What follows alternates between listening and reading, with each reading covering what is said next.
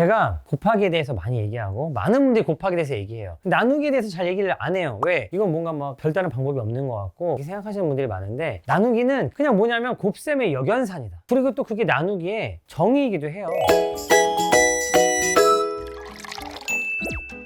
제가 곱하기나 이제 사칙 연산에 대해서 많이 강조를 했잖아요. 그런데 이 곱하기에 대해서는 사실 이제 되게 여러 가지 얘기들이 많아요. 12 곱하기 75는 12를 75번 더하는 것도 되고 75를 12번 더하는 것도 되고, 이런 식의 여러 가지 접근 방법들이 있고요. 인터넷에도 보잖아요. 그러면은 별의별 방법이 다 있어요. 1초 만에 계산법이 엄청 많거든요. 근데 사실은 곱하기보다 애들이 어려워하는 건 나눗셈이에요. 나누기를 어떻게 가르쳐야 되는지는 사실 되게 힘들어 하시는 것 같아요. 근데 각자만의 방법이 있어서 제가 또 이걸 올리면 난 이렇게 가르쳐, 난 이렇게 가르쳐, 이런 영상 댓글들 많이 나올 거고 또 아마 의견들도 많으실 거예요. 근데 여러분, 나눗셈이 뭘까요? 나누기가 뭘까요? 저는 이게 진짜 나중에 수학을 수월하게 하는 데 있어서 되게 중요한 질문이라고 생각하거든요. 부모님들이 나누기 가르치잖아요. 그럼 이렇게 가르치세요. 15개가 있어요. 15개. 이거를 5명이 나눠 먹으면 한 사람이 몇 개씩 먹을 수 있을까? 이게 나누기를 가르치시잖아요. 굉장히 좋은 접근 방법입니다. 그리고 그게 맞고요. 그런데 아이들이 결국 나중에 가가지고 어떤 애들은 98 나누기 뭐 14 이런 걸 막 1초 만에 하는데,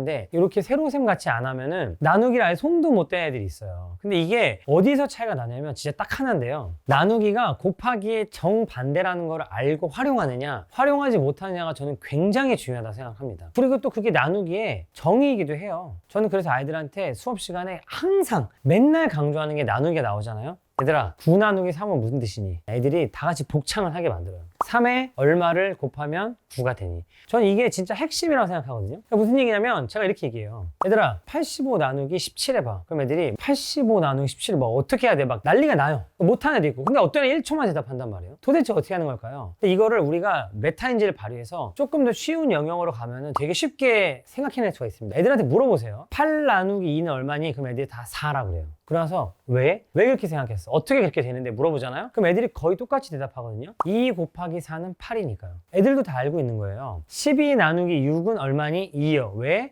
6을 2번 더하면 12가 되니까요. 우리가 이미 나눗셈의 정의를 알고 있는 거죠. 근데 이게 수가 커지거나 분수가 되거나 뭔가 문자가 나오잖아요. 그러면 다시 이상한 새로운 방법을 찾으려고 노력하는데, 나누기는 그냥 뭐냐면 곱셈의 역연산이다. 곱셈을 거꾸로 한 게 나누기다. 이거를 머릿속에 탁 박아주는 게 제가 봤을 때는 이 나누기 핵심인 것 같아요. 예를 들어볼게요. 아까 예를 들었던 85 나누기 17을 할 거예요. 그럼 어떤 애들은 85를 이렇게 쓴 다음에 이거를 이렇게 세로로 선을 그어가지고 17을 쓰고 막 이렇게 한단 말이에요. 근데 중요한 건 뭐냐면은 85 나누기 17은 무슨 뜻이냐면 17에 며칠 곱하면 85가 되니, 거꾸로 얘기하면 17을 몇 번 더하면 85가 되니, 이런 뜻이에요. 제가 애들한테 늘 얘기합니다. 저는 85 나누기 17 안 배워가지고요, 2자리 나누기 2자리 안 배워가지고 못하는데요? 그럼 말도 안 되는 거야. 왜? 85 나누기 17은 무슨 뜻이야? 17을 몇 번 더하면 85가 되니라는 뜻인데, 너네 중에 17 더하기 17 못하는 사람 없지? 거기다 또 17 못 더하는 사람 없지? 그럼 결국은 뭐야? 17을 몇 번 더했더니 85가 되었는지 찾아보면 되는 거야. 이거 못하는 사람? 아무도 없다는 거죠. 그러니까 85 나누기 17을 하기 위해서 필요한 스킬은 세로셈에 이런 게 아니고 그냥 더하기만 하면 할 수 있어야 된다. 이게 제 철학인 거죠. 너무 번거롭다, 빨리 할 수 있는데 못하고 이렇게 하느냐 라고 생각하실 수 있죠. 근데 이게 어디서부터 차이가 확 벌어지기 시작하냐면, 분수가 나오면 애들이 차이가 확 벌어져요. 저는 어떻게 가르치냐면 3분의 1에 얼마를 곱하면 9분의 2가 되니? 그럼 생각해 보세요. 3분의 1 곱하기 네모분의 세모가 있는데 이게 9분의 2가 되려면 어떻게 되죠? 분모에 3 곱해주고 분자에 2 곱해주면 되죠. 그럼 바로 어떻게 된다? 그냥 3분의 2라는 걸 1초 만에 알아낼 수 있다는 거예요. 이런 것들을 저는 엄마 아빠가 또는 선생님이 아이들한테 이 관점을 길러줘야 된다. 어려운 거 아니잖아요. 지금 제가 말한 게 뭐 세상에 없는 막 기술을 알려다가 막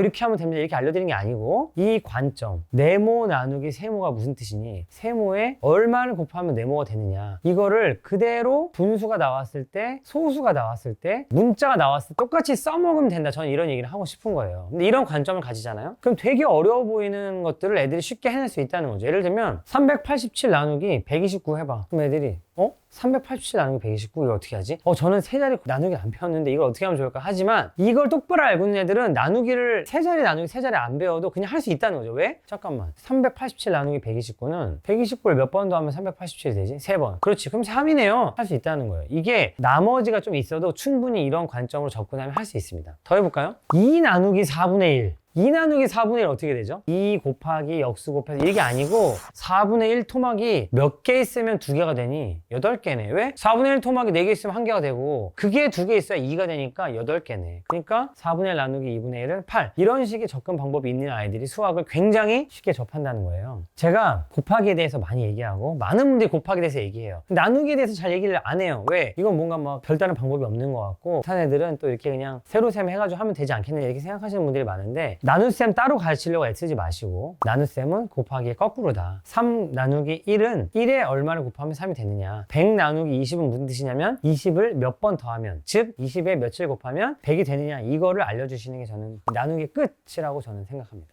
저와 함께 나누기, 더하기의 원리로 쉽게 곱하기를 이용해서 나누기도 쉽게 가르쳐주고 싶으신 분들은 구독, 좋아요, 알림 설정.